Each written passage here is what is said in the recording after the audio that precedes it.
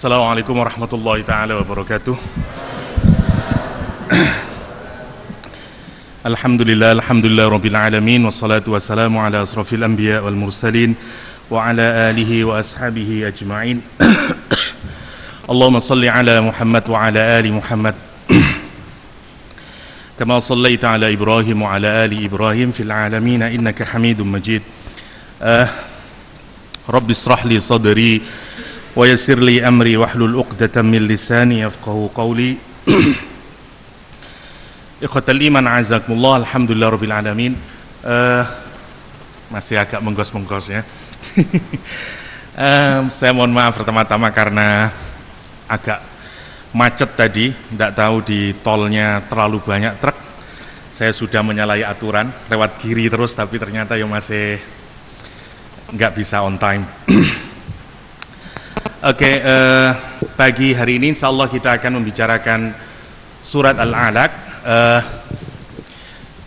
Saya tidak tahu ada berapa surat nanti yang bisa kita bahas, tapi minimal kita berusaha mengkaji 5 minimal dari awal surat Al-Alaq, satu surat yang merupakan disepakati oleh jumhur mufassirin sebagai atau 5 ayat awal yang awal-awal diturunkan oleh Allah Subhanahu wa taala kepada Nabi Muhammad sallallahu alaihi wasallam.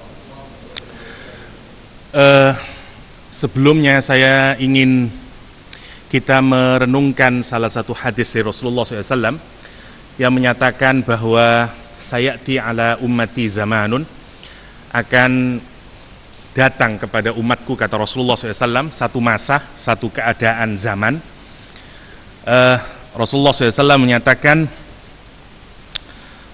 yukthirul qurra, kata Rasulullah SAW, yukthirul qurra wa yaqillul fuqaha.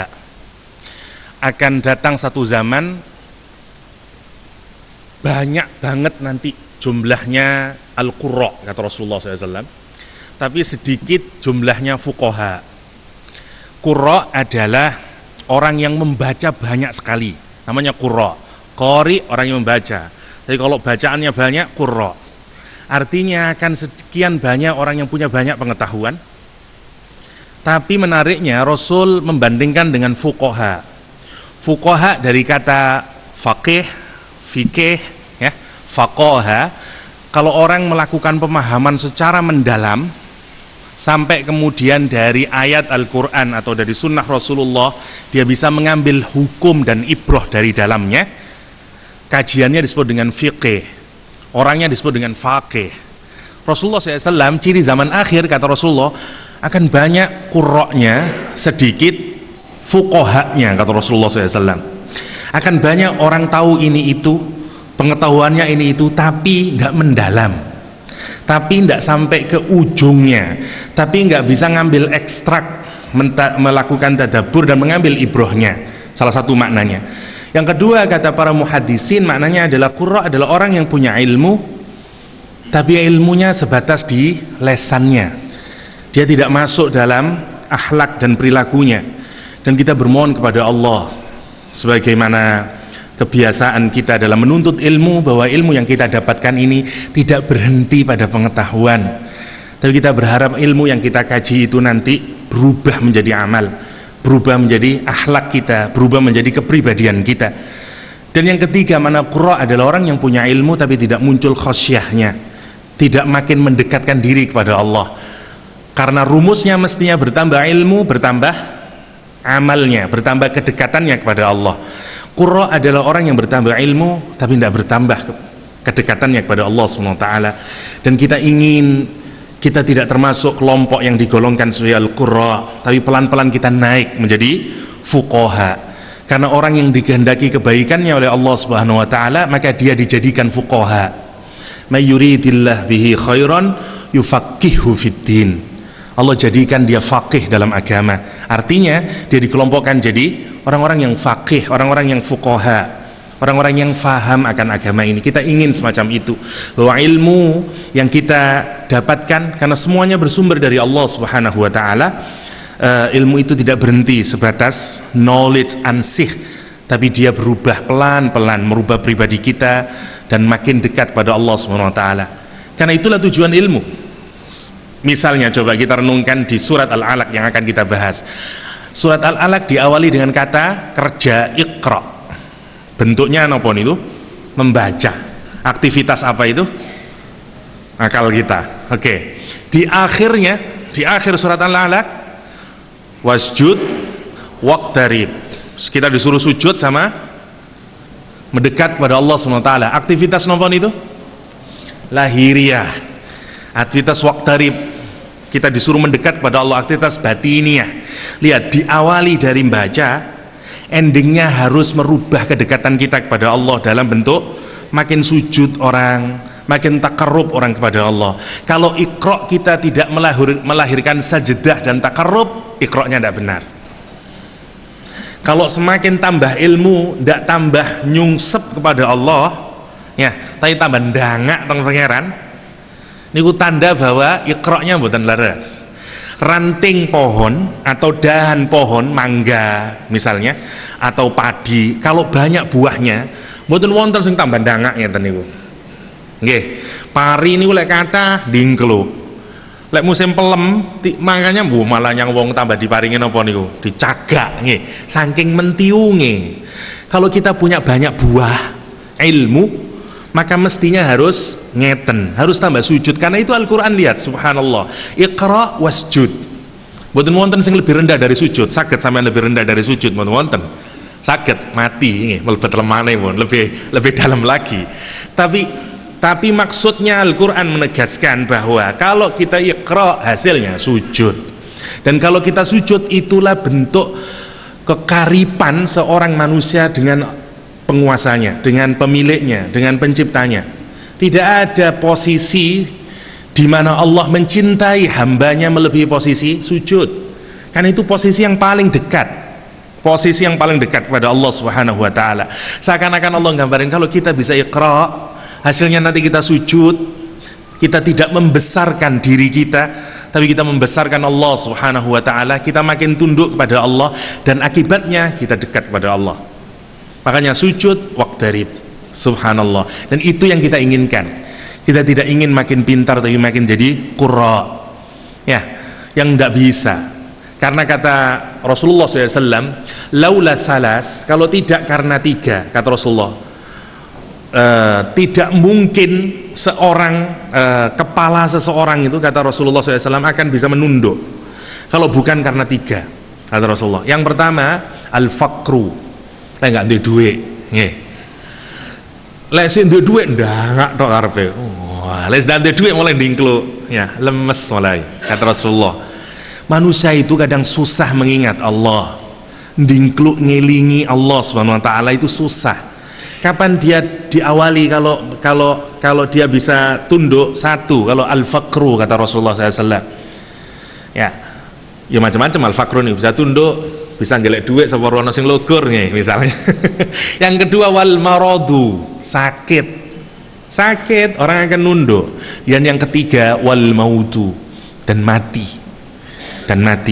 Lah, jangan sampai kita ini hanya bisa tunduk karena tiga ini, faqr, marid, marat sama maut.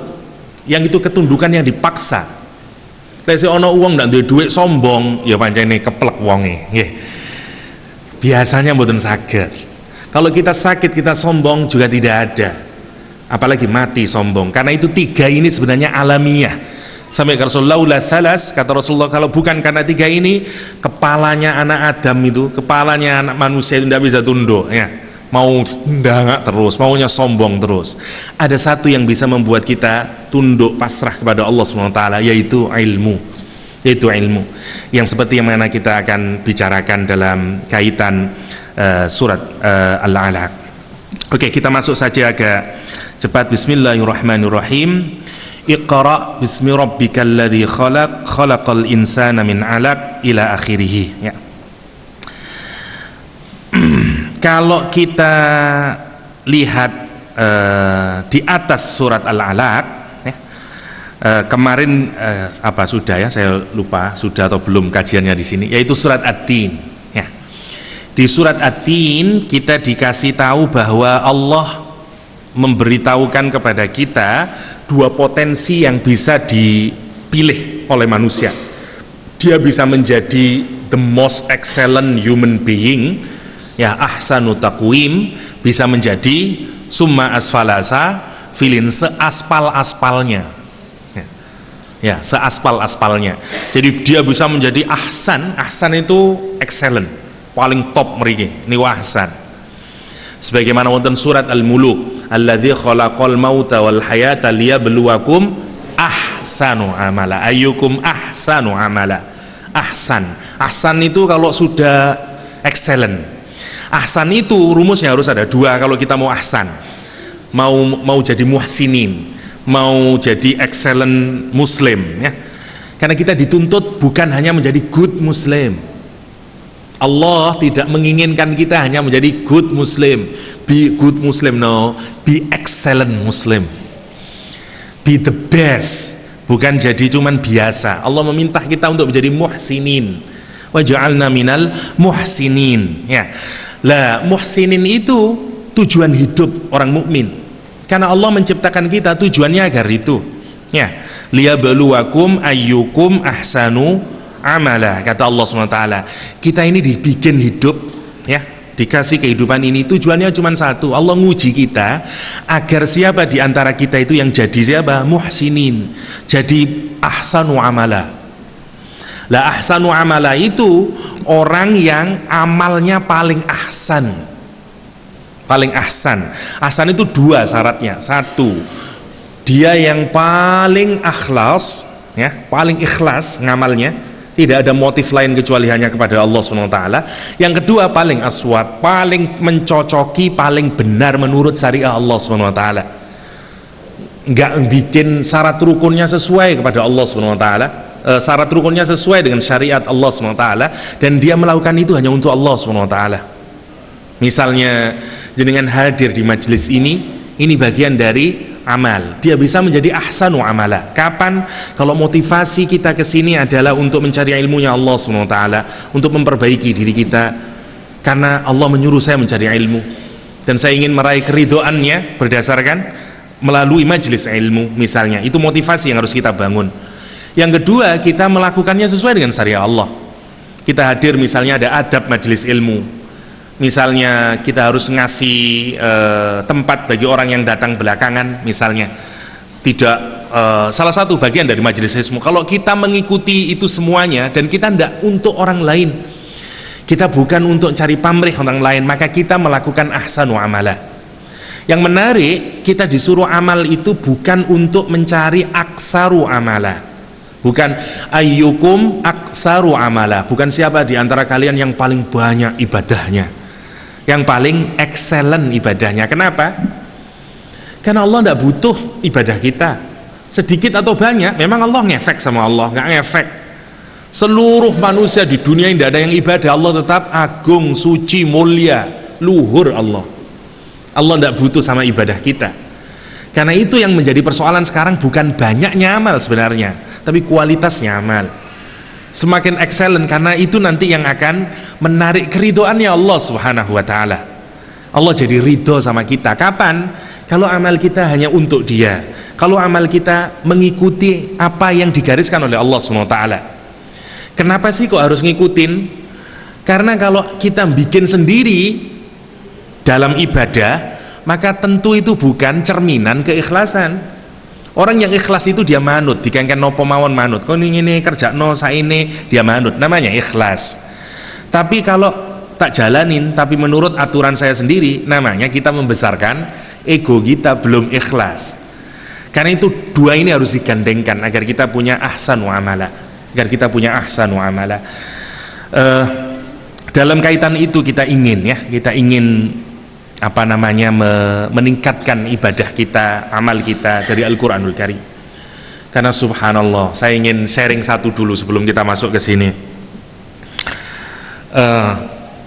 Di Al-Quran itu ada kata an-naml, ya, artinya semut, ya. Hatta idza atau ila wadin namli qalat namlah ya ayyuhan namlu dkhulu masakinakum ila akhirih. La yakhtimannakum ya Sulaiman wa junuduhu wa hum la yash'urun. Sampai ketika tentara Sulaiman dan Nabi Sulaiman itu ke Bukit Semut ya. Hatta ila wadin namli qalat namlah. Namlah ada tak marbutonya ya, ada tak marbutonya. Cirinya kalau dalam bahasa Arab, kalau ada titik dua di atas namanya perempuan. Berkata semut betinanya, berkata, ya ayyuhan naml, wahai para semut, udkhulu masakinakum, masuklah kalian ke dalam rumah-rumah kalian, tempat-tempat kalian. Berapa semut tadi disebut? Sampai ketika tentara Sulaiman dan tentaranya ke Bukit Semut, berkatalah semut betina, wahai kumpulan semut, wahai para semut. Berapa kali disebut kata semut? 3. Subhanallah. Sekarang orang-orang Islam yang mencoba mengambil kenapa Allah menyebut 3 kali semut ya. Ternyata menarik, setelah dipelajari, semut itu dengan modelnya kayak nopo mawon, jumlahnya selalu tipe semut itu jumlahnya pinten? 3. Dalam satu koloni semut itu selalu jumlahnya mung 3, dan Allah cuma memanggil 3 kali. Kita buktikan sekarang ya. Satu an-naml, yang satu namlah pakai tak marbuto, yang satu naml. Apakah memang benar? Semut itu bagi yang dulunya biologi, kalau saya salah tolong diingatkan. Yang satu namanya male ya, laki-laki, semut laki-laki. Yang kedua ratu semut yang jadi rajanya, namanya the queen. Yang terakhir the workers, semut pekerja. Ya memang telu itu dok macamnya semut. Subhanallah. Dan memang 3 itu dok. Sekarang siapa yang bisa memerintah, saya tanya.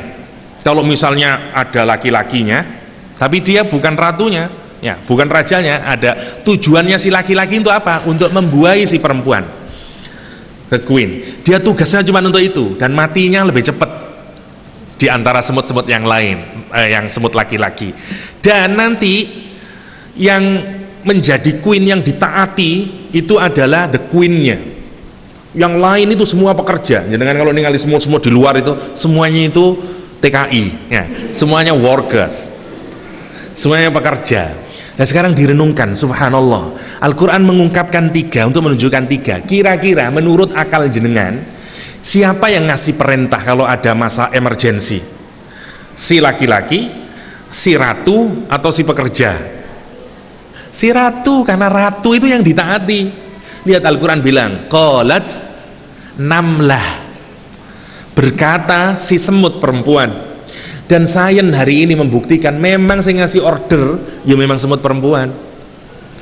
Dan subhanallah semut itu ya, kalau kita renungkan, semut itu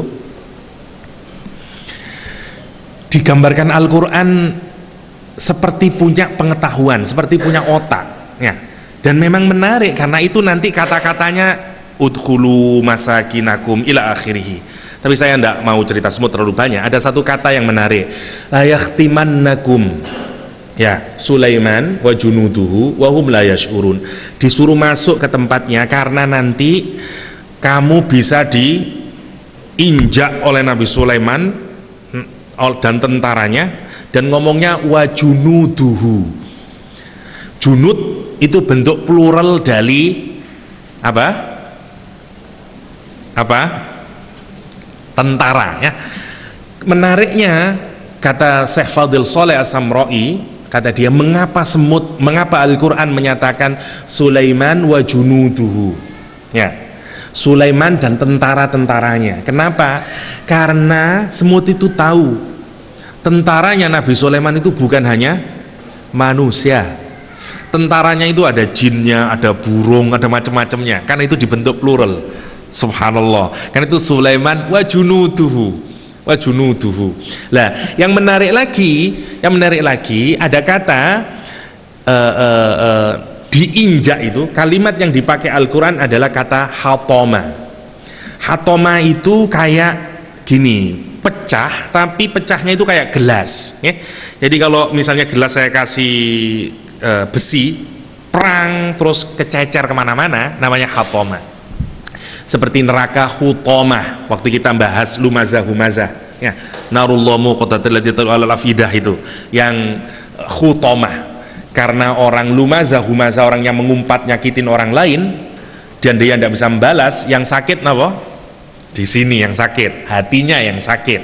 Nanti dia dibalas oleh Allah dengan neraka yang juga mengkeras, menshatter, yang menginiin hatinya orang. Seperti dulu, engkau membuat hatiku pecah, ibaratnya orang dulu di dunia. Nanti di neraka dia dipecahkan. Bunyi nerakanya itu namanya hutomah, yang nanti membakar dia sampai ke ulu hatinya, seakan-akan pecah nanti orang itu. Yang menarik, kata hutomah itu untuk menunjukkan sesuatu yang pecah. Lah, sekarang jenengan lek wonten semut, terus dipites, pecah ndak semutnya? Wonten semut pecah nih, yuk red ini pak, ndak ada keraknya, nggak ada. Hatoma itu awalnya kalau daun kering atau kayu yang kering kemudian diinjak orang bunyi kerak, nah, itu hatoma. Wonten bunyi kerak, ada semut, ya ndak wonten. Lah para orientalis di barat itu mengkritiki ayat ini karena keliru Al-Quran. Allah keliru memilih kata kerja, kata dia. Fi'il yang dipakai salah karena hatoma katanya. Nah, ternyata sekarang diketahui bahwa semut itu, di otaknya semut itu ada tempurungnya. Sing koyo koco. Jadi kalau diidek dia pecah. Subhanallah. Al-Quran jauh dulu udah ngingetin itu. Yahtimannakum Sulaiman wa junuduhu wa hum la yash'urun.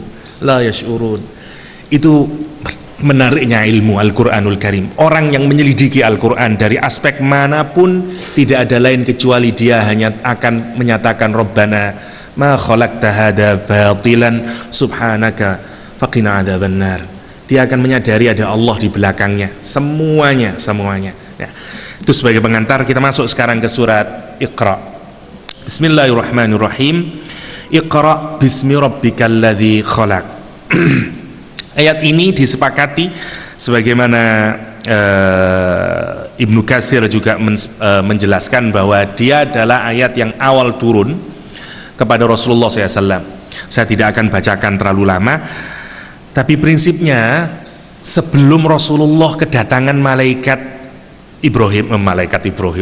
Jibril, ya, Rasul sebenarnya sudah mengalami peristiwa-peristiwa yang mengarahkan nanti wahyu itu bukan sesuatu yang asing lagi. Memang diprogram kata ngoten. Misalnya kata Rasulullah SAW sebagaimana di hadis Bukhari Muslim dijelaskan, Rasul itu seringkali mimpi yang nanti esok harinya mimpinya itu kejadian. Ya, jadi kayak seperti melihat bulan purnama yang weleh-weleh jelas, besok kejadian lagi. Ibaratnya sampean mimpi tonggone mati temenan. Dan sering begitu itu sebagai awal nanti sebelum dapat wahyu. Karena ini seperti pengantar ya untuk mendapatkan wahyunya Allah SWT, untuk mengokohkan hati Nabi awalnya. Ya, itu yang dialami oleh Rasulullah SAW. Yang pertama. Yang kedua, Rasul memang sudah secara sosial, Rasul sedang sumpek-sumpeknya mikirin situasi masyarakat. Rasul itu subhanallah, ya Rasulullah itu dikenal sebagai orang yang meskipun belum jadi nabi dulu, punya kepekaan sosial yang amat sangat. Kan itu Rasul tergabung kalau sekarang menjadi aktivis filantropis ya, seperti Nurul Hayat begini kira-kira ya. Care sama orang yang nggak punya, care segala macamnya, atau aktivis hak asasi manusia mungkin kalau kayak sekarang. Rasul tergabung dalam Halful Fudul, salah satu LSM zaman dahulu kala, kira-kira kayak gitu ya. Rasul kayak di situ, membantu anak yatim, ngasih nolong orang dan segala macam sebelum menjadi nabi. Dan itu dikenal oleh semua orang, tidak pernah bohong, kepekaan sosialnya tinggi, suka nolong orang dan segala macamnya. Sehingga sebagaimana kita ketahui, sewaktu ada rekonstruksi Ka'bah ya, dan Hajar Aswad itu mau diletakkan, orang-orang bingung ke siapa ini yang mau dikasih ya, sehingga rapatnya memutuskan gini aja lah, nanti siapa orang yang keluar dari masjid itu, dari pintu itu, dialah yang akan kita serahkan mandat untuk boleh menaruh Hajar Aswad. Dan semuanya harap-harap cemas ya, siapa ini bakalan ini. Karena apa? Karena sebagian dari mereka takut kalau yang muncul adalah bukan yang diinginkan. Sebenarnya mereka punya keinginan Nabi Muhammad, tapi caranya kan selalu dengan pakai undian ya. Dia pikirkan siapa nanti yang muncul, dilalah yang muncul adalah sesuai dengan rencana yang diinginkan hati mereka sebenarnya, yakni Rasulullah SAW, Nabi Muhammad SAW ya. Dan karena itu dipercaya Rasulullah SAW, dipercaya Rasulullah SAW. Misalnya lagi untuk menunjukkan ya care-nya Rasulullah SAW, Rasulullah SAW itu misalnya orang-orang Yahudi bahkan atau orang-orang non Muslim kalau nitip barang pada masa jahiliyah, mereka nitipin pada Rasulullah SAW untuk menunjukkan betapa baiknya akhlak Rasulullah. Salah satu tanda orang baik adalah mikirin orang lain. Rasul ini meskipun sudah tergabung dalam kelompok kayak demikian, tapi makin hari makin kemiskinan terus menerus, orang lapar makin banyak karena sistem korup di sistem ekonomi yang jelek di Arab saat itu, di Makkah saat itu. Dan itu menjadi pikiran Rasulullah SAW salah satunya. Yang kedua, sudah berusaha untuk bantu, tapi bukannya malah berkurang, makin banyak lagi, makin banyak lagi. Seperti begini, kalau sampean dakwah, misalnya mendakwai, ono sing tobat siji, tapi sing murtad telu, meneh tobat loro, murtad wolu. Jadi seakan-akan semakin dakwah semakin kayak tidak ada hasilnya. Dan itu membuat stres. Ya apa ya kok gak anu. Itu yang dialami Rasulullah SAW. Udah berusaha bantu orang miskin, sudah berubah dan segala macam dengan tim dan segala macamnya, tapi seakan-akan tidak ada hasil. Dan Rasul situasi itu membuat dia bertahanus nanti di Gua Hira. Ya. Khadijah mendukung beliau karena berpikir, berrefleksi kira-kira apa yang bisa dilakukan untuk melakukan perubahan. Ya. Itu situasi sosialnya, dan Rasulullah SAW sudah mimpi berkali-kali. Singkat cerita, didatangi malaikat Jibril. Simpelnya didekap Rasulullah, kata Rasulullah itu berat banget dekapannya malaikat Jibril ya. Dan disuruh membaca sebagaimana ayat yang awal turun ini, Iqra. Rasul menjawab, ma'ana biqari, aku gak bisa moco ya. Saya tidak bisa membaca. Didekap lagi, disuruh lagi ma'ana biqari. Karena itu nanti jumhur ulama menjelaskan bahwa Iqra objeknya adalah Al-Quranul Karim. Iqra objeknya adalah apa yang sudah diturunkan, yakni Al-Quranul Karim. Meskipun nanti boleh ditafsiri sebagaimana umum kita memahami, Iqra bacalah, semua dibaca, baca alam, baca buku dan segala macamnya. Tapi sebenarnya jumhur mufassirin memaknai Iqra semuanya ditafsir itu awalnya adalah membaca Al-Quranul Karim, baca Al-Quranul Karim. Itu simple backgroundnya.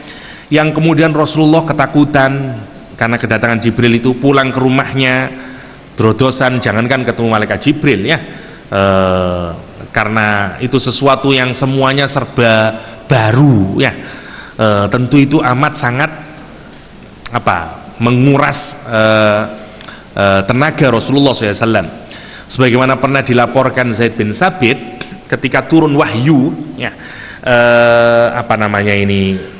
pahanya Rasulullah pernah menindih Zaid bin Sabit waktu duduk bareng begini, dan pada saat itu turun ayat Al-Quranul Karim. Kesannya Zaid ya apa? Aku belum pernah ditindih dengan sesuatu yang aku rasakan lebih berat daripada ditindih pahanya Rasulullah SAW. Kenapa? Karena ada wahyu turun. Berat banget itu, berat banget. Dan itu yang dialami Rasulullah SAW, sehingga pulang Rasulullah keringatan. Rasulullah mengungkapkan semuanya kepada istrinya, yang justru peran Khadijah lah yang mengkuling daunkan Rasulullah SAW. Yang takut Rasulullah, apakah dia Khadijah yang menghibur bahwa itu tidak mungkin jin, bahwa itu tidak mungkin sesuatu yang buruk. Kenapa? Karena aku mengenal engkau yang membantu orang miskin, nolongin anak yatim dan segala macam, semua akhlak baiknya Rasulullah. Dia yang turun pastilah sebagaimana ia yang turun kepada Nabi Musa alaihissalam. Katanya Khadijah ya. Dan sebagaimana yang umum kita ketahui, saya tidak akan mengulang lagi. Misalnya Rasul yang menyatakan kepada Khadijah, zammiluni ya, disuruh selimuti ila akhirih. Itu background dari surat Al-Alaq. Kita masuk saja sekarang langsung ke ayat pertama. Iqra, bacalah ya. Di dalam Al-Quran ada dua istilahnya biasanya. Ada kata yatslu, ada tilawah, ada qiraah ya. Ada qiraatul Quran, ada tilawatul Quran. Apa bedanya? Iqra memang digunakan untuk kasus yang lebih umum, membaca secara umum. Satu. Tilawah itu lebih khusus, maksudnya tilawah itu dari kata tala itu mengikuti. Misalnya wal qamaru idza, di surat As-Samс, wasyamsi wa duhaha wal qamari idza talaha, demi bulan ketika mengikuti apa itu? Talaha, hanya siapa? Matahari ya kan, wasyamsi wa duhaha wal qamari idza talaha, mengikuti matahari. Jadi bulan mengikuti matahari, kita ngikutin terus. Tala itu artinya mengikutin. Kenapa membaca disebut dengan tilawah? Karena kalau kita membaca, kita mengikuti apa yang tertulis itu. Ada fathahnya, kita tidak mengikuti yang lain kecuali kita terpatri kepada tulisan yang ada. Kan itu disebut dengan tilawah. Yang pertama maknanya tilawah. Tilawah itu maknanya kedua, apa yang kita baca harus kita ikuti dengan perbuatan, dengan amal. Jadi kalau kita hanya sekedar qiraah Quran, ya mau cotok. Tapi tilawah Quran mestinya dia punya dampak dalam perilaku. Ya, itu Rasulullah SAW ketika membacakan Al-Quran, karena salah satu tugas pertama Rasulullah kepada orang Quraisy adalah yatslu alaihim, membacakan Al-Quran kepada orang-orang. Itu tugasnya Rasulullah yang sekarang banyak ditiru. Menarik ya, ada gerakan di Amerika memang awalnya, tapi kemudian menjalar kemana-mana, yakni meniru gerakannya Ibnu Mas'ud ya, dengan cara membaca Al-Quran di tengah-tengah non-muslim, di jalan-jalan. Karena dulu katanya Abdullah bin Mas'ud itu dulu begitu masuk Islam, dia langsung ke pasar, dia membaca Ar-Rahman 'allamal Quran, dipukulin orang ya. Dan sekarang itu ditiru oleh anak-anak muda. Anak-anak muda misalnya mereka ramai melakukan di Amerika, di Brasil. Dan yang menarik, 1 jam bisa 4 orang masuk Islam. Jadi dia berdiri, pertama disuruh membaguskan niat, amalan kita ini adalah meniru tradisi Abdullah bin Mas'ud ya. Jadi nanti siap-siap semua lakukan karena Allah.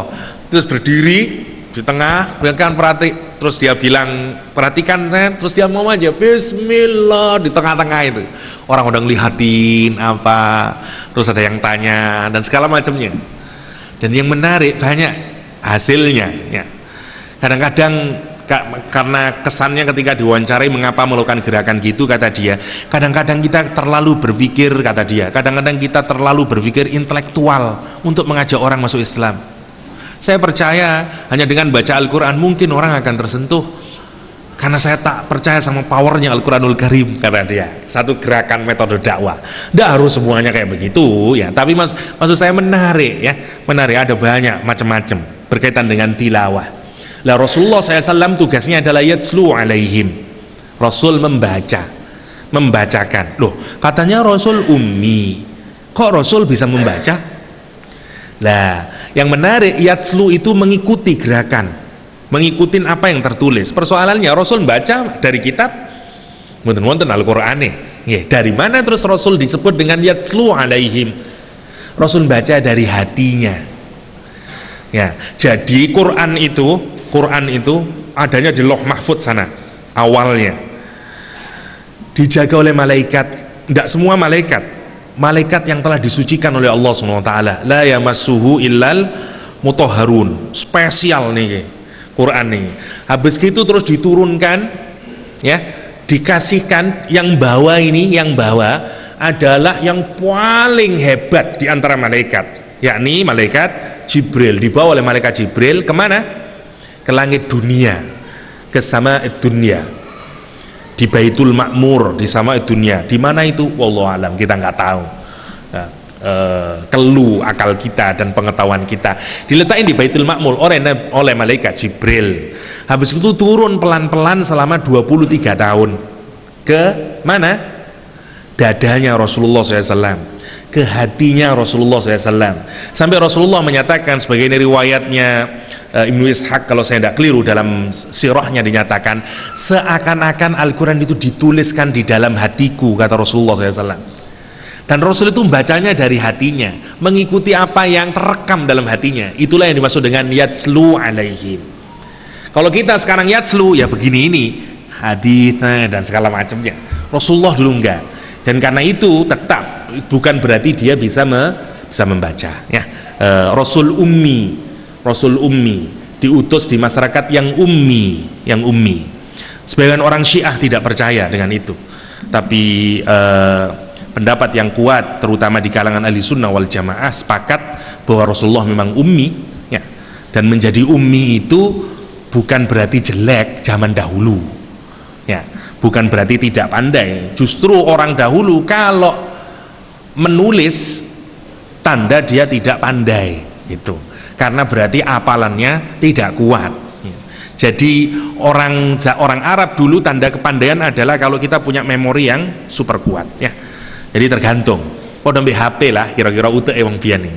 Memorine piro? Nah, 500 mega, kacangan kan misalnya. Piro memori 2 giga rada larang nih misalnya, ya. Kira-kira gitu. Dulu orang Arab ngukur kepandaian dari memorinya dia. Kalau dia menulis syair yang dia tulis, dia menjadi malu karena seakan-akan tidak kuat. Dan hafalan menulis sama membaca itu bukan tradisinya orang Arab, tapi orang Romawi, orang Persia. Orang Arab menghafalkan. Rasulullah hidup di masyarakat ummiyin, ya. Oke. Kita lanjutkan sekarang. Iqra, bacalah. Kalau kita melihat konteksnya tadi, tentu yang dibaca adalah Al-Quranul Karim, karena yang diturunkan adalah ayat. Iqra bismi rabbikal ladzi khalaq, khalaqal insana min 'alaq. Kalau disepakati yang diturunkan 5 ayat pertama, ya. Iqra bismi segala macam. Setelah itu malaikat Jibril berkata kepada Nabi Muhammad SAW, Iqra, bacalah. Ma ana biqari. Sebagian riwayat yang menyatakan apa yang dibaca, apa yang tadi diwahyukan oleh Allah, yakni 5 itu. Nah, dalam konteks yang lebih luas, Iqra di sini berarti membaca Al-Qur'an secara keseluruhan. Rasul disuruh membaca, kita pun disuruh membaca Al-Quranul Karim. Ya, kenapa membaca Al-Quran? Karena dialah yang membuat kita nanti wasjud waqtarib. Dan yang menarik untuk kita renungkan, di mana paling banyak kita baca Al-Quran? Dalam sholat.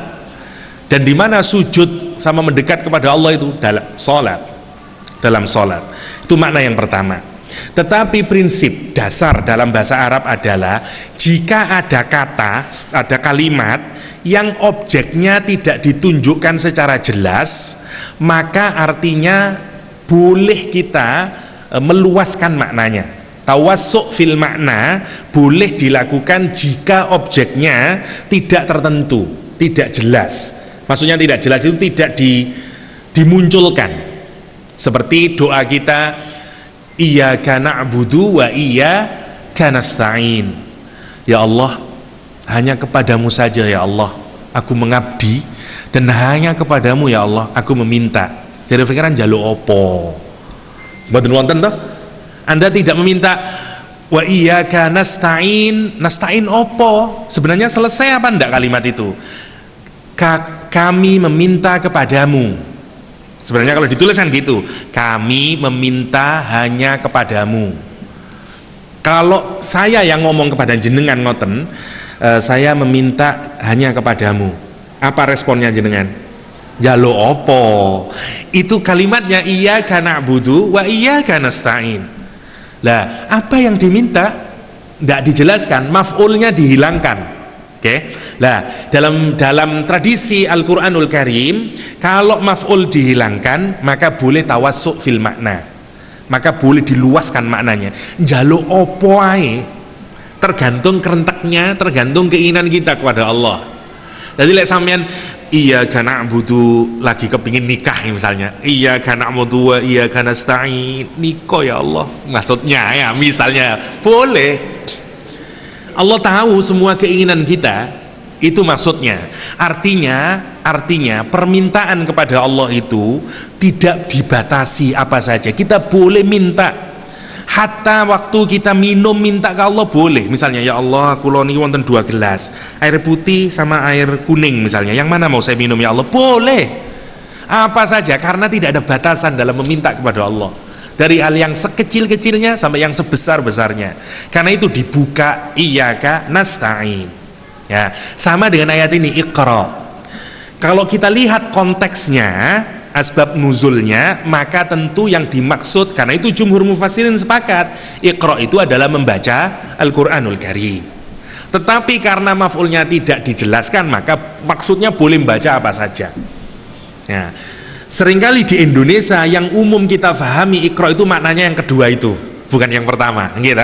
Ceramah di mana-mana, kita ini disuruh Iqra, maksudnya membaca yang lain, tapi mau Qur'annya lali. Ya.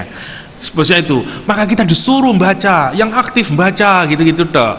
Padahal mestinya tidak harus, yang Qur'annya tidak boleh dilepaskan, karena konteksnya pada Al-Quran. Tetapi prinsipnya, sekali lagi prinsip, konteks tidak bisa membatasi makna, itu kaidah dalam ulumul Quran. Ya, sabab itu tidak, kalau kita ngambil ibrah, al-ibrah bi umumil lafadz. Ibrah, cara kita memaknai ayat itu harus merujuk kepada ayatnya itu, bukan merujuk kepada sebabnya. Sebabnya adalah Malaikat Jibril mendekap Nabi Muhammad, turun 5 ayat Al-Quranul Karim dan disuruh Iqra. Yang disuruh Iqra yang mana? Ya, yang diturunkan itu, yakni berupa surat itu, Al-Quranul Karim maksudnya. Karena itu makna konteksnya. Ya, mana kontekstualnya pada saat itu. Tetapi mana lafadznya adalah baca apa saja. Karena itu 2 makna ini boleh dan sama-sama benar. Tetapi kalau kita melepaskan makna ini, hanya menggunakan makna ini, itu yang kurang tepat. Sebagaimana yang sekarang umum, ya, saya jarang mendengarkan ceramah yang menyatakan Iqra itu maksudnya seriuslah baca Al-Quran, boten. Rata-rata wong ngomong Iqra niku kongkon maca napa man. Makanya Islam itu agama yang menjunjung pengetahuan. Ayat yang pertama turun Iqra selalu, maksudnya suruh baca selain Al-Qur'anul Karim. Nah, satu sisi benar, tapi satu sisi dia kurang tepat. Jadi boleh memang ditafsirkan Iqra baca apa saja, tapi makna yang pertama adalah baca Al-Qur'anul Karim. Iqra, kalau kita membaca Al-Qur'anul Karim terutama, atau membaca apapun saja, bismi rabbikal ladzi khalaq. Ada yang menafsiri kata ba di sini hanya zaidah, artinya dia bisa dibuang. Maka isem di situ menjadi objeknya. Maksudnya bacalah nama Tuhanmu. Tapi ini pendapat yang paling minoritas. Tidak, jumhur tetap menggunakan ba ini bukan tambahan, tapi ba-nya memang bermakna dengan, artinya kita proses membaca ini, mau membaca Al-Quran, mau membaca pengetahuan, mau membaca alam, mau membaca apapun saja, karena sebenarnya semua yang ada di kolong langit ini adalah ayatullah, ayat-ayat Allah yang kita harus baca. Maka bacalah dia bismi rabbik, dengan nama Rabbmu Muhammad. Lihat, kalau orang membaca sekarang, dia kan nama Allah dalam Al-Quranul Karim, nama Allah dalam Al-Quranul Karim menggunakan banyak kata ganti. Saya jelaskan lagi. Kadang menggunakan nama Allah Ar-Rahman, Ar-Rahim, Asmaul Husna. Kalau kita ngomong Jokowi, kira-kira jauh enggak? Saya ngomong Jokowi, jauh enggak? Jauh, karena orangnya enggak kelihatan. Oke. Terus kalau ngomong dia Presiden Indonesia, masih jauh atau enggak? Masih jauh, karena orang ketiga masih. Kamu Jokowi, di mana sekarang Jokowi? Di depan saya, dekat sekarang Jokowinya. Apalagi kalau Allah sampai ngomong aku, tambah deket. Lah di dalam Al-Qur'anul Karim itu semuanya ada. Kadang Allah menyebut dirinya Allah, kadang menyebut dirinya dia, kadang menyebut dirinya berhubungan dengan seakan-akan berhubungan aku, kamu, ya, atau menggunakan aku. Dan semuanya itu punya fungsi, ya. Kalau Allah tidak menyebut sama sekali, artinya Allah moh banget dengan orang itu. Nanti kita akan dapati dalam Al-Qur'an. La nasfa'am bin nasiyah, nasiyatin kadzibatin khati'ah. Tidak ada objeknya. Karena Allah tidak mau kalau ada namanya, ada nama Abu Jahal di situ. Gak gelem pangeran. Karena itu dihilangkan. Ya, sama subhanallah kalau kita renungkan, dihilangkan. Lah, nanti sama kalau ada K dalam Al-Qur'an, itu asumsinya Allah sedang menunjukkan rasa cintanya, senangnya, dekatnya seseorang dengan Allah Subhanahu wa taala. Dalam konteks ayat ini dengarkan, Iqra bismi rabbika. Tentu ayat ini turunnya kepada siapa? Nabi Muhammad. Artinya kalau orang melakukan proses Iqra, dia dekat sama Allah. Allah itu kemudian menggunakan kata Rabbika, pangeranmu, bukan Rabbihim, ya, bukan Rob saja, bukan Iqra bismi Rabbi, bismi Rabb misalnya, ismu Rabbi, enggak, tapi dikasih Rabbika untuk menunjukkan kedekatan. Artinya amaliyah membaca Al-Qur'anul Karim akan mendekatkan kita kepada Allah. Amaliyah membaca Al-Qur'anul Karim akan mendekatkan kita kepada Allah SWT. Dan kalau kita membaca, semua kebaikan harus kita baca dengan namanya. Karena itu di dalam hadis disebutkan kullu dzibalin la yubda bi bismillah fahuwa abtar. Apa saja amal yang baik kalau kita tidak baca awali dengan bismillah, maka dia akan terputus. Sama sekarang Iqra bismi rabbi. Kalau kita mau baca apa saja, bacalah dengan nama Allah, dengan nama Rabbmu Muhammad, dengan nama Allah Subhanahu wa taala. Artinya aktivitasnya harus kita awali dengan nama Allah. Kenapa sih? Kenapa harus kita baca dengan nama Allah? Karena nama Allah itu berkah. Kita ingin bacaan kita menjadi berkah. Apa yang kita baca kemudian menjadi berkah. Al-Quran yang kita baca kemudian melahirkan keberkahan. Seperti Ustadz Salim bukunya, melahirkan lapis-lapis keberkahan. Kira-kira kayak gitu. Nanti kalau kita membaca alam semesta juga melahirkan keberkahan. Kalau kita membaca apapun nanti juga melahirkan keberkahan. Kenapa? Tabarakasmu rabbik dzil jalali wal ikram. Karena nama Allah itu berkah. Berkah niku ngeten, berkah niku kalau apa yang kita pikirkan dari kebaikannya itu hasilnya tidak sesuai dengan apa yang kita pikirkan. Misalnya satu gelas ini mestinya cukup untuk satu orang diminum, tapi aku jaluk titik edang. Satu ruangan ini merasa hausnya hilang semuanya hanya dengan satu gelas. Artinya ini banyu berkah.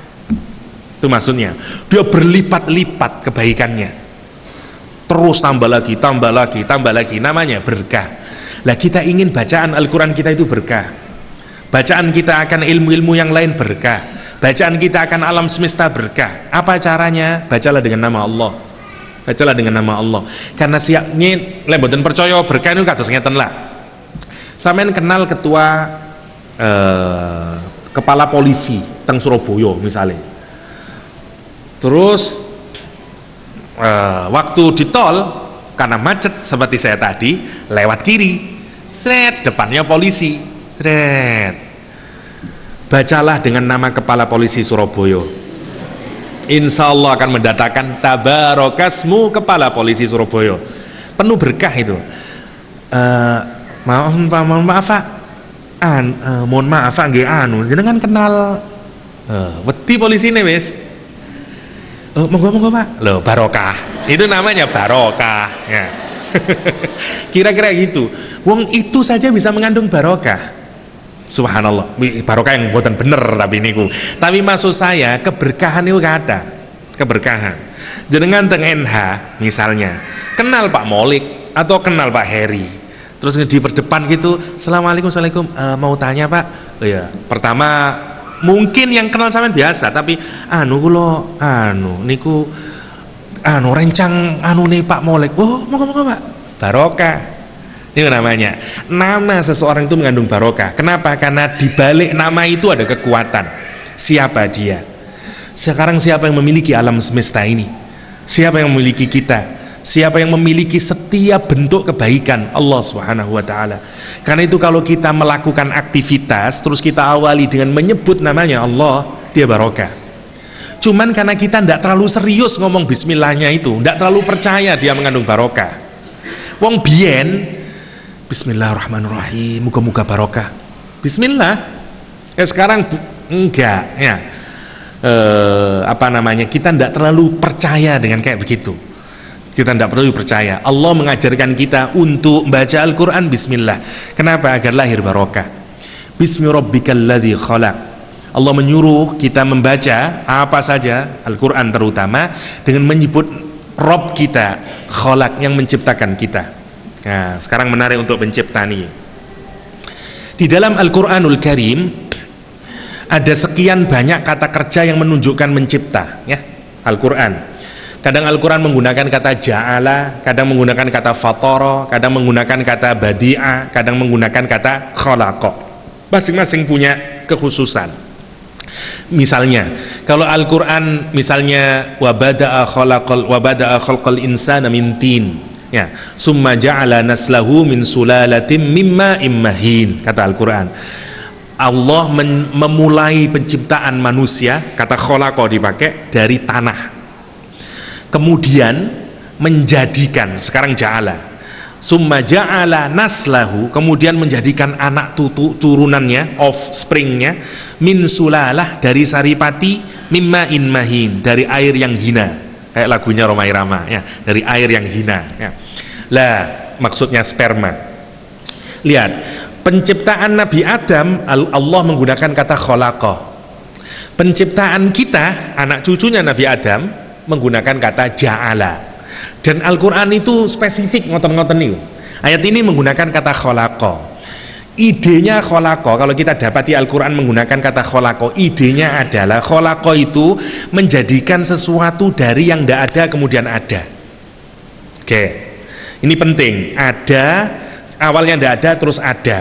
Oke, misalnya Al-Quran menyatakan di Al-Mulk tadi, alladzi khalaqal mauta wal hayat. Awalnya ndak ono, sampean dan saya dulu nggak ada maut, ya, kita nggak ada. Kemudian Allah tiupkan ruh di rahim ibu kita, terus ada hayat, lahirlah kita. Awalnya jadi ketiadaan, awalnya dari nggak ada. Oke, kenapa ini penting? Karena ilmu pengetahuan hari ini mengajarkan, sebagian teori mengajarkan bahwa manusia itu bukan berasal dari ketiadaan, tapi dari yang sebelumnya, ke sebelumnya, ke sebelumnya, ke sebelumnya, yang umum kita ketahui dengan evolusi Darwinism, ya. Dari Darwinism sampai teko pundi? Dari simpanse, terus dari mana? Dari kera, terus dari mana? Terus saja. Karena gini, kalau mereka percaya gini, kalau nanti berhenti di saya dari sesuatu, Pak, maka sesuatu itu pasti ada yang menciptakan.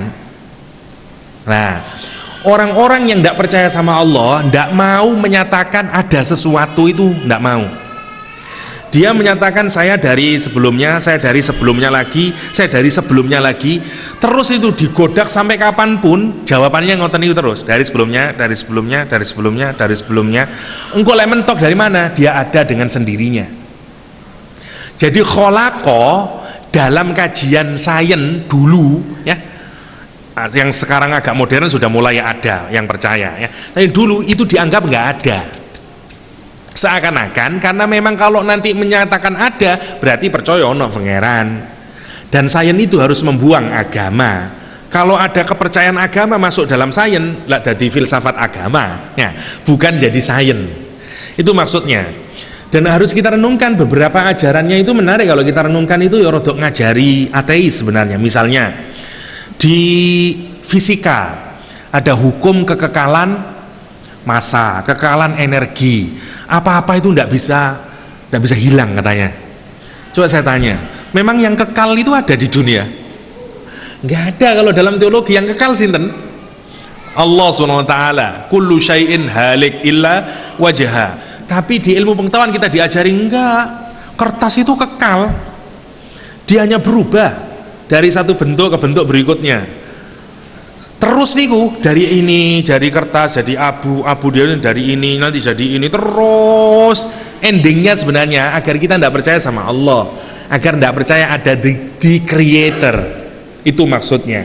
Lah, khalaqa dipakai di dalam Al-Quran untuk menunjukkan ada awal penciptaan itu, bahwa menjadikan kita Allah, bahwa kita bukan bin simpanse, bin kera, bin monyet, bin dan segala macam, bukan ya, bahwa kita diciptakan oleh Allah Subhanahu wa taala. Itu disebut dengan khalaq. Dan subhanallah, perhatikan Al-Qur'anul Karim. Allah menyatakan wa bada'a khalqal insana min tin. Allah memulai penciptaannya dari tanah. Ini Allah ketika berkisah tentang penciptaan Nabi Adam alaihi salam. Ya, dari tanah. Tsumma ja'ala naslahu, kemudian Allah menciptakan anak turunannya min sulalatin, dari saripati. Dengarkan kata sulalah ya, min sulalatin, dari saripati, mimma immahin, dari air yang hina. Air yang hina maksudnya sperma. Oke. Yang menarik, para ulama modern sekarang itu menafsiri kata sulalah itu, dipikirin kenapa ya Al-Quran menyatakan dari saripati, air yang hina atau sperma. Yang menarik, sulalah itu bentuknya kata tunggal, ya, atau isim mufrad. Sulalah itu jamaknya adalah sulalun atau sulalatun, jamaknya. Nah sekarang orang berpikir kenapa Al-Quran menggunakan kata tunggal, karena ternyata ilmu pengetahuan modern menyatakan, mohon maaf, dalam satu kali semprotan laki-laki ketika melakukan hubungan itu bisa kemungkinan ada sampai 50 jutaan, kalau saya tidak keliru, 50 juta sel sperma calon bayi, 50 juta calon bayi satu kali. Subhanallah ya. Yang jadi, saya tanya, berapa sel yang jadi? Satu sel. Karena itu Allah pakai isim mufrad, min sulalatin mimma immahin. Andaikan Allah menyatakan min sulalim mimma immahin, saya kejuta, brol, jadi semuanya itu. Subhanallah. Yang menarik untuk kita renungkan, kok ya bisa tahu ya Al-Quran ya, kok ya bisa bahwa ternyata ma'immahin itu sperma, sulalah satu bagian dari sperma. Kenapa bisa begitu maknanya? Karena sulalah isim mufrad. Subhanallah. Minnya itu min tab'id, min sulalatim mimma immahin, sulalah dari sebagian, namanya dari itu sebagian ya. Apa namanya, ma'immahinnya menjadi sebagian. Subhanallah. Karena itu dipakai sulalatim mimma immahin. Satu, belum selesai nih, belum selesai. Subhanallah, kok ya bisa ngerti ya? Tidak mungkin itu dari Nabi Muhammad kalau tidak dari Allah Subhanahu wa taala. Yang kedua, sulalah, salah satu makna sulalah adalah, banyak makna sulalah. Salah satunya maknanya pure. Maknanya lagi khalis, bersih, murni. Karena itu bagian yang paling murni dari diri laki-laki. Yang menarik lagi, makna yang lain adalah unik. Sulalah maknanya unik. Maksudnya beda dengan yang lain. Beda dengan yang lain. Kayaknya ada yang namanya sulalah ini ya.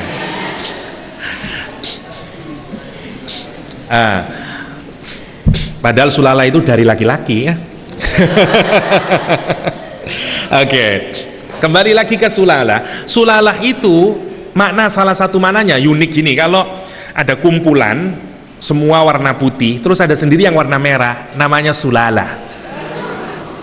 Kata sifatnya artinya dia sulala, karena dia berbeda dengan yang lainnya. Kalau di pesantren ngarteninya namanya nerecel, artinya nerecel itu beda dewe. Oke. Yang menarik, subhanallah, sekarang renungkan, 50 juta sel niku KB unik. Sing sel iki irunge bakal ngene, rambutnya bakal ngene, kok ngene. Sama dadi menungso. Sing sel iku kok dadi ngene, badhe. Dan semuanya mboten wonten sing sami. Dari 50 juta niku. Dan makna unik itu, makna bahwa setiap sel itu berbeda sudah terangkum di dalam kata sulalah.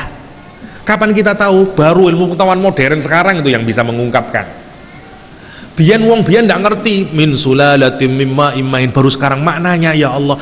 Allah bisa merangkum pemahaman yang dalam kayak ngoten itu, bahwa dari sel satu sel, bahwa itu unik hanya dengan satu kata sulalah. Subhanallah, dia unik. Dia unik. Dan kenapa dia unik? Karena dia nanti dan itu dipilihkan oleh Allah sudah. Bayangin, kita ini yang terbaik dari 50 juta itu udah yang terbaik. Perang nih 50 juta nih, wah kalah kabeh. Petang 29 juta koma mati kabeh kalah. Tinggal satu, the survivornya yang paling hebat, paling kuat, paling top, dan dia membuahi ovum jadi zigot, jadi kita. Dan itu sudah yang terbaik. Ngoten lahir terus sampean mboten syukur. Ya, waduh, kok ngene irunge misalnya ya. Padahal itu sudah yang terbaik. Padahal itu yang terbaik. Karena kita tidak ngerti, padahal itu yang dipilihkan oleh Allah yang terbaik. Ada itu yang terbaik dari satu mimma imahin itu tadi, mimma imahin. Dan salah satu maknanya dia memang bersih. Karena itu ada doa Rasulullah SAW, Allahumma sqina min salilil jannah. Ya Allah, kasih minum aku dari air yang bersih di surgamu kelak. Dari kata salil, min salilil jannah, dari kata sulala. Kenapa? Karena secara fikih ya, selain bahwa air sperma tidak dihukumi najis ya. Rasul pernah ada air sperma dibuang saja dan itu bersih. Oleh Aisyah cuma dikerik dan itu bersih ya. Dan subhanallah kalau kita renungkan ya, dari kata sulala itu kholaq. Sekarang kita renungkan, kita membaca Al-Quranul Karim, kita membaca nopo mawon dengan nama Allah yang menciptakan seperti itu, yang begitu jelinya sampai ngurusin tiap satu sel.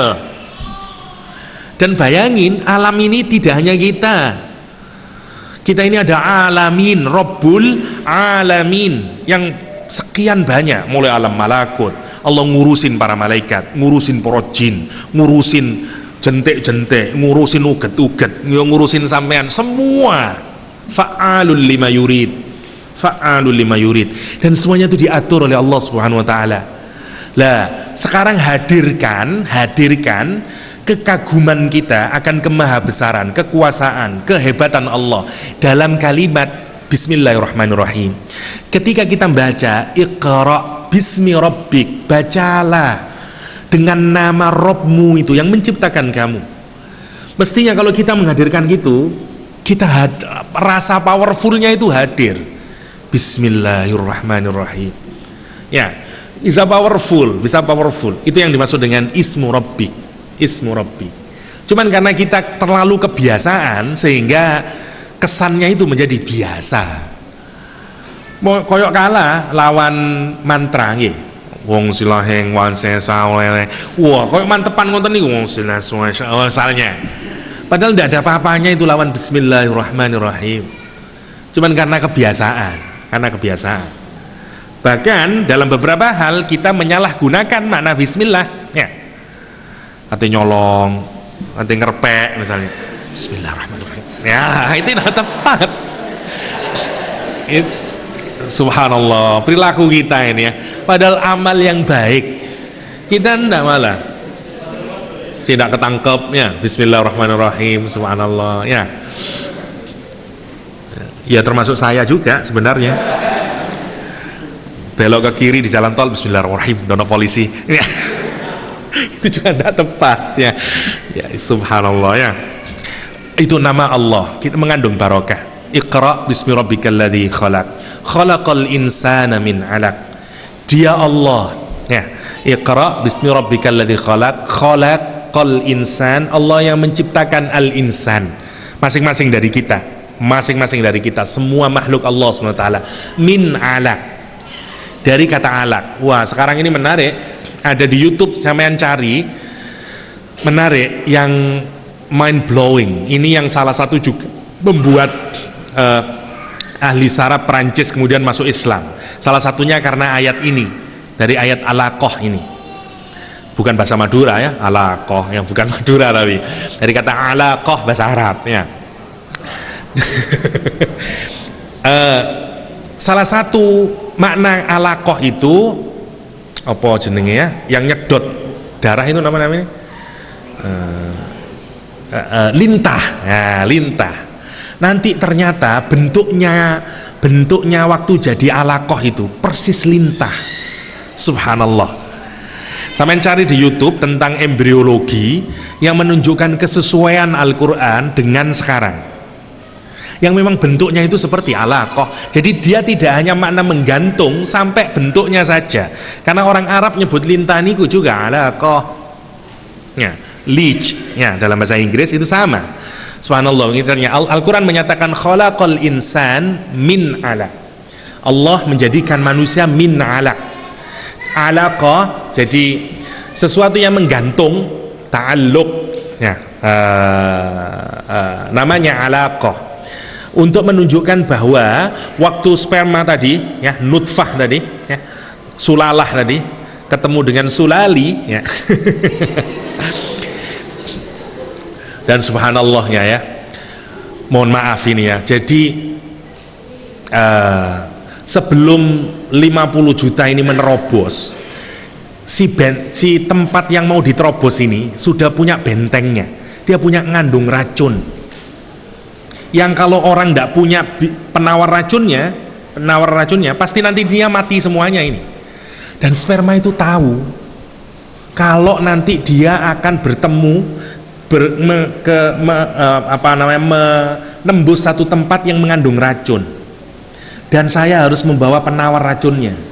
Sekarang saya tanya, kekondi sperma itu seru lek engko bakal ketemu ono tempat yang mengandung racun.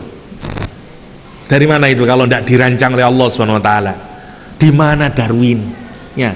Lek wong saiki, lho iya Pak, lek dadi heteroseksual, lek dadi bencong, lek dadi homoseksual, berarti kan tidak ketemu misalnya, karena itu dia di luar natural, di luar alamiahnya, dan itu sudah punya penawar racunnya. Subhanallahnya ya, Allah itu bisa bikin seperti itu sebelum dia ketemu, dia udah tahu ini. Kita nggak ngerti apa-apa, sampean memang membikin kok ya, kontak pilih sing iku ya, sel sperma sing iku tak bebani, ndak ada, kita nggak tahu. Sebenarnya Allah yang ngatur. Dan nanti kalau dia sudah ketemu jadi zigot, dia nempel. Lah ketika nempel itu namanya alaqah min alaq. Al-Quran menyatakan di ayat ini, dan inilah menarnya Al-Quran. Al-Quran itu tidak kitab biologi. Karena itu kalau menjelaskan kadang ada di sini, kadang ada di sana, dan masing-masing berbeda karena sesuai dengan penekanan yang mau dipakai. Ayat ini Al-Quran hanya menggunakan kata alaq, khalaqal insana min alaq ya, dengan pakai alaq untuk menjelaskan alaqahnya saja. Dan yang menarik nanti kalau kita renungin lebih dalam, ternyata sampai bentuk-bentuknya nih sama alaqah nih. Oke. Iqra bismi rabbikal ladzi khalaq, khalaqal insana min alaq, iqra wa rabbukal akram. Bacalah dan Tuhanmu lah yang maha pemurah, yang maha mulia, yang maha pemurah. Ngeten. Kalau kita proses membaca menghasilkan pengetahuan dan macam-macam, efek dari pengetahuan salah satunya adalah sombong. Karena knowledge itu power, sama dengan harta yang bisa menyebabkan kita ini sombong. Ilmu juga bisa menyebabkan sombong. Kapan? Kalau kita mencari ilmunya bukan bismi rabbik. Sudah terlalu banyak orang nyepelehkan orang lain. Contoh ya, sampean paling paham ngaji habis Riyadhus Shalihin entek, salat samping sampean arek durung ngaji Riyadhus Shalihin, Allahu Akbar, kono opo kono Islammu iku opo, ndak ro hadis aku iki misalnya, bisa kayak begitu. Lah ilmu yang mestinya mentawadukkan ya bisa menjadi mempongahkan orang. Karena itu salah satu cara untuk membuat agar ilmu itu menundukkan kita, bismi rabbik. Iqra'nya harus bismi rabbik. Karena nanti kita yang membesarkan Allah. Ilmunya semakin kita dapat ilmu, semakin mengerti akan Allah, semakin memakrifai Allah. Dan in the end, kalau ilmunya kita dapat dengan cara begitu, tidak ada lain kecuali kita akan bilang, Rabbi, Engkau lah yang karim, Allah yang mulia, Allah yang pemurah. Kita nggak dapat apa-apa, semuanya dari Allah Subhanahu wa taala. Yang disebut dengan Iqra wa rabbukal akram. Pertanyaan saya pertama, kenapa ayat awal-awal Iqra ini berkenaan dengan ini semuanya? Karena kalau kita hubungkan dengan ayat sebelumnya, di surat At-Tin ada dua tadi jalannya. Orang bisa menjadi ahsanu taqwim, terbaik manusianya, excellent, atau asfala safilin, sejelek-jeleknya. Al-Quran di ayat ini dikasih contoh, ada manusia yang potensinya dia sebenarnya bisa jadi ahsanu taqwim, ganteng, sogeh, pinter, status sosialnya tinggi, keturunannya orang mulia, badannya sehat kuat. Siapa dia? Abu Jahal. Abu Jahal itu top, semuanya top. Ya, figurnya persis Umar bin Khattab. Sama, dua orang ini sama. Gagah, ganteng, keturunan orang hebat-hebat, peduli sosialnya tinggi, semuanya dia punya bibit hebat. Jadi punya talenta hebat. Mestinya dia bisa ahsanu taqwim. Ya, tetapi nanti otaknya cerdas, tapi nanti menjadi apa? Asfala safilin. Contoh konkretnya dari surat At-Tin tadi itu, ya, yang asfala safilin di ayat ini. Nanti karena ayat ini sebenarnya secara khusus nanti akan membicarakan sinten? Abu Jahal. Jadi Al-Quran itu adanya 3 musuh Nabi yang digambarkan secara unik di dalam Al-Quran 3. Walid bin Mughirah, Abu Lahab yang sudah kita bahas di surat Tabbat yada Abi Lahab wa tab, khusus untuk Abu Lahab. Yang ini adalah Abu Jahal. Dan beda-beda. Abu Jahal wongnya pinter, tapi pinter keblinger. Makanya nanti ditunjukin kalau kita bisa pinter tapi tidak bisa meraih ketakwaan, jadi ini kayak Abu Jahal. Jadinya seperti Abu Jahal. Karena itu disuruh wasjud waqtarib. Jadinya Abu Jahal itu pinter. Semua orang Mekah memanggil Abu Jahal dengan apa? Abul Hakam. Bapak wong sing bijak, kurangnya nopo? Saking pintere orang kalau konsultasi ke Abu Jahal. Lah, niku model musuhnya Abu Jahal. Abu Jahal pikirannya adalah untuk masyarakat, bagaimana membangun masyarakat dan segala macam. Meskipun dia korup dalam bisnisnya, tapi dia concernnya ke masyarakat. Nggak kayak Abu Lahab. Abu Lahab itu pengecut, menjadi ganteng Abu Lahab, ganteng, soge dan segala macam. Tapi pengecut, wedian, monine ndek omongan tok, tapi lagi giliran tarung singitan. Itu Abu Lahab. Pengecut orangnya, tapi omongannya menyakitkan. Musuhnya itu, ya ini musuh yang paling jelek Abu Lahab. Kalau Abu Jahal sembodo, sama perang itu ayo tantang tarung, wah ngono lah Abu Jahal. Tapi Abu Lahab enggak, dia sangat subhanallah kurang ajar lah Abu Lahab. Putrinya Rasulullah SAW, putrinya Rasulullah menikah dengan anaknya Abu Lahab, menikah dengan anaknya Abu Lahab, dan dia kepingin nyakitin Rasulullah dengan banyak macam-macam Abu Lahab ini. Terus datang anaknya dibilang, ceraian bojomu. Habis itu datang ke Rasulullah, ece-ecen Kanjeng Nabi, ece-ecen Muhammad, anaknya wis dicerai ini idonono Muhammad. Dan dilakuin oleh anaknya. Ya, anaknya kemudian menceraikan, terus dia datangin kepada Nabi Muhammad, dia bilang, Muhammad, apaan anakmu tak cerai, kira-kira gitu lah bahasa Surabaya. Diidoni Nabi Muhammad, diludahi, tapi tidak kena karena diproteksi oleh Allah SWT. Dan niku bukan yang 1-2 kali, berkali-kali. Memang tidak bisa diambil baiknya keluarga ini, gendeng kabeh pancene ya, termasuk istrinya, Allah SWT, Rasulullah SAW berdoa untuk anaknya Abu Lahab ini. Kata Rasulullah SAW, Allahumma sallatallah kalbam min kalabik, ya Allah kuasai si anaknya Abu Lahab ini dengan anjing dari anjing-anjingnya. Lah Abu Lahab itu tidak percaya sama Islam, tidak percaya sama Nabi Muhammad, tapi sama dungone Nabi Muhammad wedi. Itu Abu Lahab. Akhirnya apa yang terjadi? Anaknya ini habis ngumpat, habis jelek-jelekin Rasulullah dan mau meludahi Rasulullah, dia mau pergi ke Sam berdagang. Abu Lahab kuat den, karena takut nanti benar-benar di tengah jalan dia diterkam oleh anjing, oleh binatang buas, sehingga dia menyewa bodyguard kalau bahasa sekarang, dan ditaruh kuda yang hebat, anjing, untuk memproteksi. Dalam perjalanan ke Sam, di sebuah tenda dia tanya sama orang-orang, gimana, aman enggak di sini malaman? Wah, di sini banyak binatang buas. Wah, ketakutan. Udah dibikin tenda, dijaga sama anak buah, kuda ditaruh depan anjing, karena kan kalau ada misalnya binatang yang mau menyergap, kalau ada anjing kan biasa apa namanya, ngeong-ngeong, bukan ngeong, apa anjing itu, kaing-kaing duluan, udah kaing-kaing duluan. Mosok anjing kok ngeongnya, anjing garong gitu namanya. Ya, jadi asumsinya dia harus diproteksi, tapi subhanallah ya, subhanallah.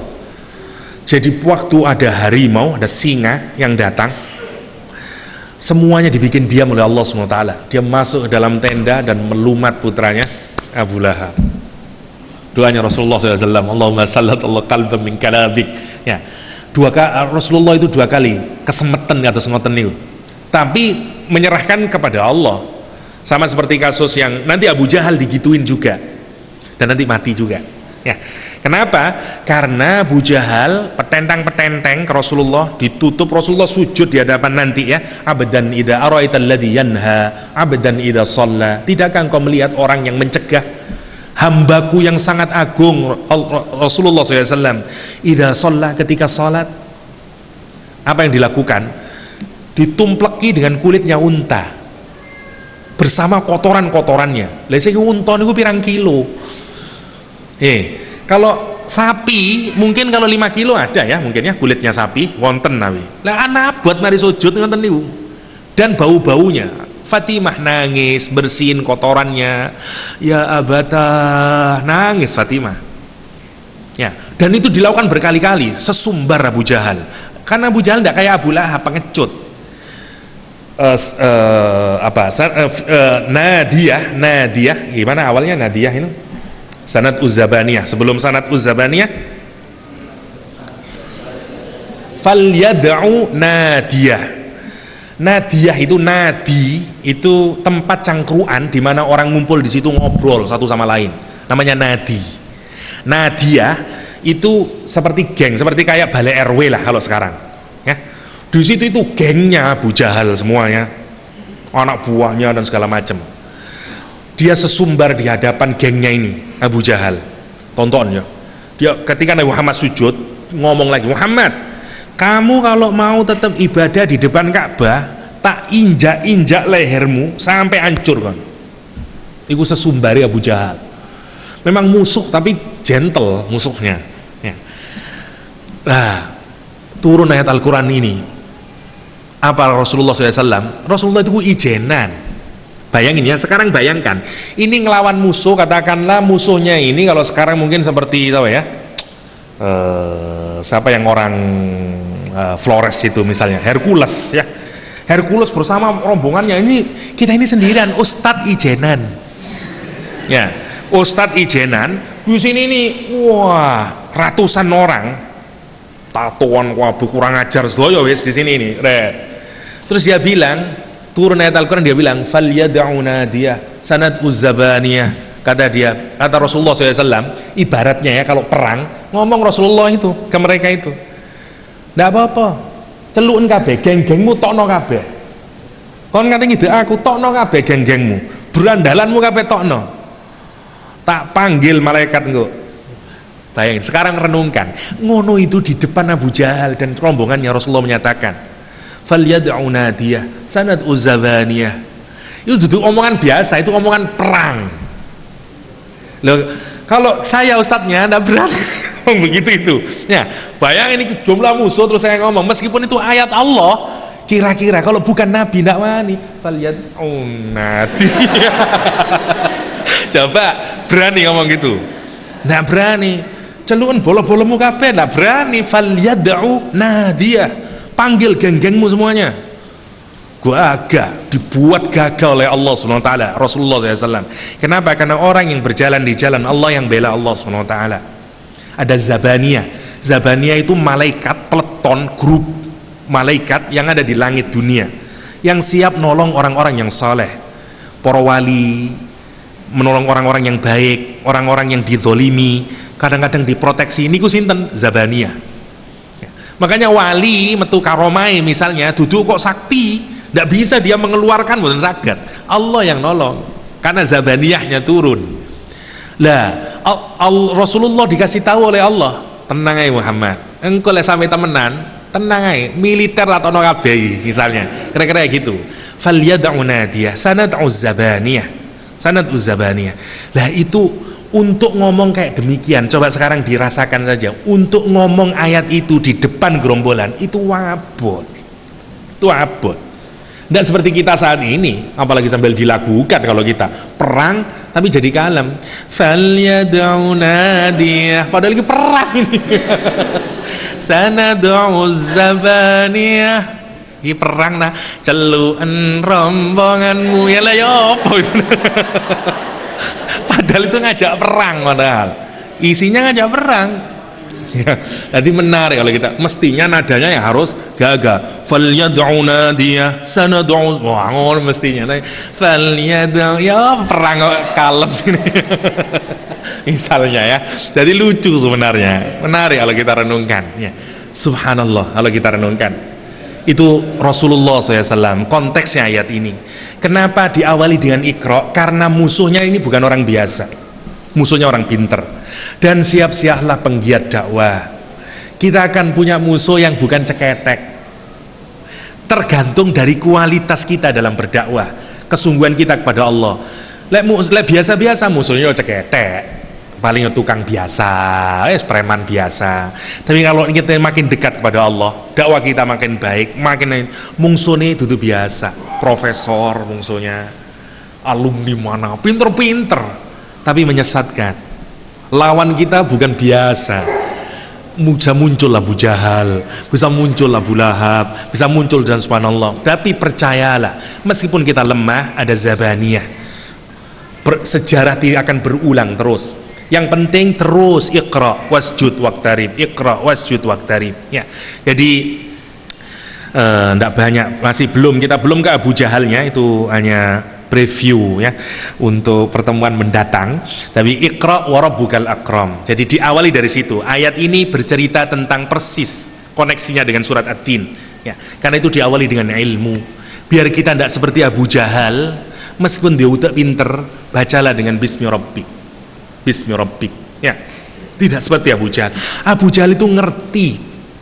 Karena itu kita dapat di riwayat Ahnas bin Surek, Abu Sofyan, Abu Jahal, 3 orang ini tiap malam dengerin Rasulullah baca Al-Quran. Kenapa? Karena kesentuh, karena akalnya menyatakan ini benar. Ya napa mboten bener. Saya sering mencontohkan ngeten. Kalau Anda bisa mengulangi omongan sampean 2 menit yang lalu, tak kasih 1 juta sampean. Ya. Maksudnya duduk sampean singkono, sampean yang di sini ya, sana sudah banyak uangnya misalnya ya. Misalnya begini, sampean ngomong aku meneh yang Surabaya tuku bla bla bla, terus diam. Omongan kita yang 2 menit yang lalu itu diomong namanya persis, tidak ada kesalahan sama sekali. Bisa Anda? Jangan jauh-jauh 3 bulan, 1 tahun, 2 menit yang lalu kita ngomong apa mau ya?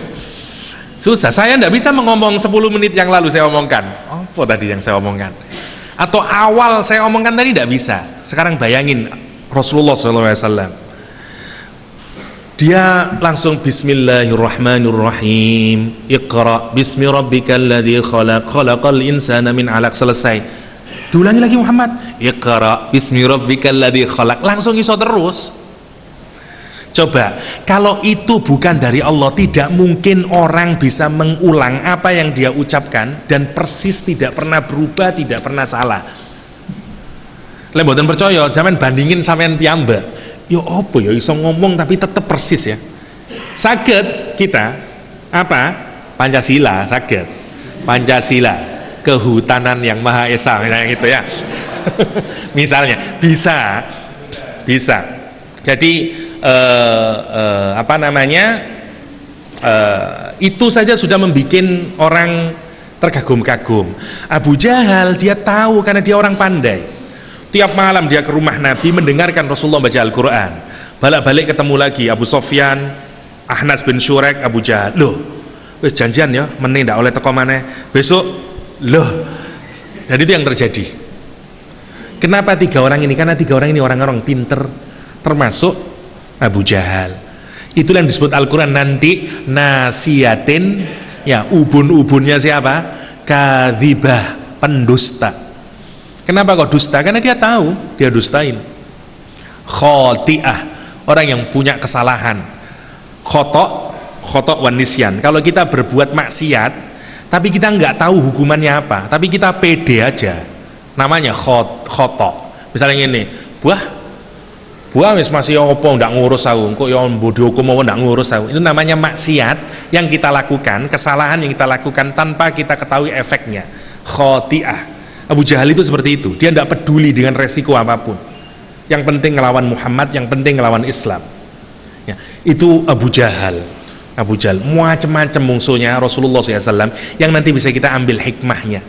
Lah seringkali orang mempelajari Iqra mung selesai sampai ayat 5 tok, sehingga tidak bisa dihubungkan sebenarnya Iqra ini mau kemana sih isinya. Apakah memang sekedar untuk membaca tok? Enggak, karena nanti bahkan Al-Quran ngasih contoh konkretnya dari praktek orang melakukan Iqra. Siapa dia? Abu Jahal. Karena itu dadi wong pinter itu bagus asal dia bismi rabbik. Kalau enggak justru dia akan makin merepotkan. Kalau dalam kajian tasawuf kadang-kadang yang merintangi kita menuju Allah SWT justru kepandaian kita. Karena kayak ngenyangi. Wong bodoh cepet usul dong pangeran. Nopo? Ikhlas, pasrah, ridho, nggak kakean dan. Ya Hayyu ya Qayyum diwaca sing akeh ya. Ya Qayyumu, ya Qayyuku, ya Qayyumu, ya Qayyuku, ya Qayyumu, ya Qayyuku. Tapi dia sungguhan karena bodohnya ya diterima sama Allah. Kita ya Hayyu ya Qayyum dibaca ya. Kenapa ya Hayyu ya Qayyum, Ustaz?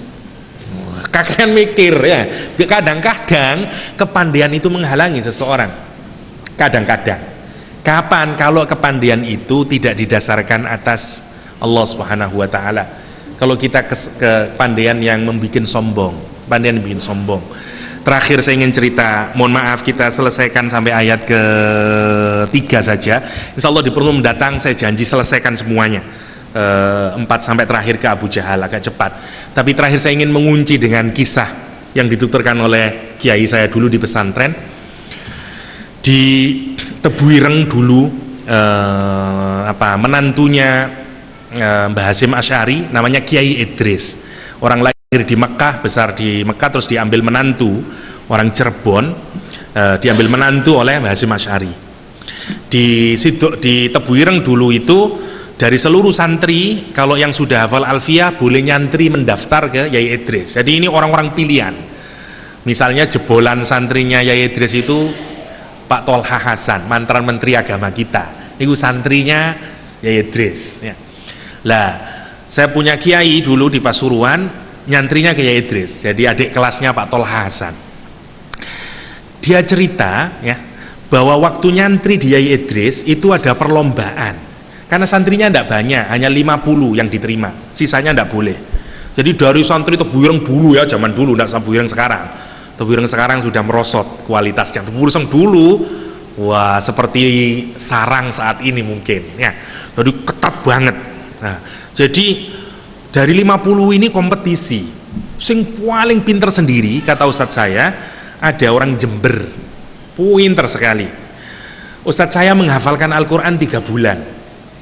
Menghafalkan Alfiyah 1 bulan, grammar bahasa Arab yang jumlahnya 1000-an bait itu dia 1 bulan hafal. Alim orangnya. Kalau ngajar Alfiyah itu tidak pakai buku, dia tanya nomor berapa baitnya, awalnya apa, langsung keluar udah nano dia jelasin. Qurannya keluar, hadisnya keluar. Kiai zaman dulu kiai zaman dulu, kiai zaman sekarang enggak. buka iPad ya zaman sekarang ya. Kayak zaman dahulu enggak. Subhanallah, alim orangnya. Dia cerita temannya dulu yang paling alim itu dia bisa menghafalkan Alfiyah 1 minggu hafal. Top banget orangnya. Tapi terus akhir hidupnya dia tidak jadi ustadz, tidak jadi kiai, tidak jadi manfaat ilmunya, dan dia jadi pengemis, tinggalnya di kolong jembatan. Anak Jember, kata ustadz saya ini. Kenapa? Karena dia setiap kalau mau ngaji di Twireng, sapa ustadz? Kalau bukan Yai Idris ya tidak mau ngaji. Sapa ustadz? Wah, pinter anakku yuk. Durung ndak iso dene masalah. Gitu terus, sombong. Ilmunya, kecerdasannya tidak membuat dia jadi makin tawadhu, makin menyadari bahwa ini karunia Allah. Oh demi wong ayu malah dadi dedah tata cabi, ya malah duduk malah mensyukuri nikmat Allah, ya dengan cara menutupi dirinya makin berjilbab. No, ya itu yang menariknya. Dia makin hari terakhir dia mencuri jam tangannya kiai, dan terus makin tidak manfaat ilmunya, tidak ada manfaat, dan itu yang disebut dengan tidak ada keberkahan. Alimo nyundul langit. Hebatnya apapun, tapi kalau tidak ada keberkahan, untuk apa? Untuk apa? Kalaupun bergelar sarjana, alim, hafal Al-Quran atau apapun, orang bisa terjerumus. Kapan? Kalau tidak ada keberkahan di dalamnya. Kenapa tidak berkah? Karena dari awal niatnya bukan karena Allah Subhanahu wa ta'ala. Iqra mengajarkan kepada kita, amaliyah kita dalam usaha memperbaiki diri kita, baca Al-Quran, baca alam semesta ini, baca apapun saja. Awalilah dengan motivasi yang lurus. Agar kenapa? Agar muncul keberkahan. Masih ilmu ni saidi tapi barokah. Masih dunia ni saidi tapi barokah. Dan itu yang kita cari dari hidup. Masih duwe bojo situ barokah. Ya, anak wis papat kan barokah berarti itu. Ya. Dan subhanallah itu yang harus kita renungkan. Barokah dan barokah dan barokah. Keberkahan itu yang kita inginkan dari hidup. Ya, barokah, karena tanda barokah adalah kita diridhoi oleh Allah. Tanda diridhoi oleh Allah. Masih ingat cerita di perang Khandaq, seorang sahabatnya yang mau ngasih makan Rasulullah karena ngelihat ada 3 batu di perutnya Rasulullah SAW, dan dia tidak rela. Ya Allah, Rasulku kelaparan. Dia membisikin, ya Rasulullah, ke rumah nanti makan siang, kira-kira begitu. Rasul wong-wong kabeh sahabat-sahabat kok mangan awan deh bingung dia, ya Allah, dah ngono iki dak cukup ya Rasulnya, apa Kanjeng Nabi nih. Dia pulang, suaminya bilang sama istrinya, "Sampeyan yo apa sih Mas, aku kan wis ngomong ojo wong akeh, ndak cukup iki." Terus istrinya bilang, "Tadi siapa yang ngomong gitu?" Rasulullah. Oh ya, kalau Rasul saya percaya wis. Gak apa-apa bano, apa jari Kanjeng Nabi wis gitu gampangannya. Dan benar, semua sahabat kenyang. Kata Rasulnya, pokoknya ngambil jangan diangkat dari apinya. Terus saja disuruh ngambil kuahnya, dan terus semua sahabat kenyang. Itu namanya barokah. Kita ingin ngoten, masih punya ilmu sedikit, kalau dia barokah, dia terus. Itu yang kita inginkan dari surat Iqra. Insyaallah kita lanjutkan minggu depan. Mohon maaf boten saged selesai karena terlalu banyak pengantar tadi. Tapi itu penting untuk mendudukkan posisi surat Al-Alaq. Insyaallah kita lanjutkan di pertemuan mendatang. Hadanallahu wa iyyakum ajma'in. Kita ada pertanyaan atau doa, Ustaz? Langsung doa. Kita akhiri dengan doa bersama-sama. Semoga kita digolongkan menjadi orang-orang yang muhsinin, yang punya iman yang excellent, beramal soleh dengan amal yang terbaik, dan menjadi orang yang muhsinin, ya, yang mendalami Al-Quranul Karim, beramal dengan Al-Quranul Karim, dan menjadikan Al-Quran sebagai pelita dari kehidupan kita. Allahumma salli ala Muhammad wa ali Muhammad walhamdulillahi rabbil alamin. Allahumma ij'alil Qur'ana rabi'a qulubina wa nura sudurina wa jala ahzanina wa dhahaba humumina wa ghumumina. Allahumma ighfir lana dhunubana wa kaffir 'anna sayyi'atina wa tawaffana ma'al abrar. Rabbana atina fid dunya hasanah wa fil akhirati hasanah wa qina 'adzaban nar wa adkhilnal jannata ma'al abrar ya aziz ya ghaffar ya rabbal alamin. Kafaratul majlis. Subhanakallahumma wa bihamdika asyhadu an la ilaha illa anta astaghfiruka wa atubu ilaik. Assalamualaikum warahmatullahi taala wabarakatuh.